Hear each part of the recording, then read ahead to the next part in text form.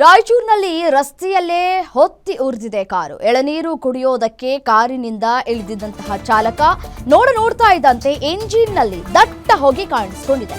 ಆ ಬಳಿಕ ಇದ್ದಕ್ಕಿದ್ದಂತೆ ಹೊತ್ತಿ ಉರಿದಿದೆ ಕಾರು. ಕಾರ್ನಲ್ಲಿ ಯಾರೂ ಇಲ್ಲದ ಹಿನ್ನೆಲೆಯಲ್ಲಿ ಭಾರೀ ಅನಾಹುತವೊಂದು ತಪ್ಪಿದೆ. ಬೆಂಕಿಯಿಂದ ಇಡೀ ಹೆದ್ದಾರಿಗೆ ದಟ್ಟ ಹೊಗೆ ಆವರಿಸಿಕೊಂಡಿದೆ.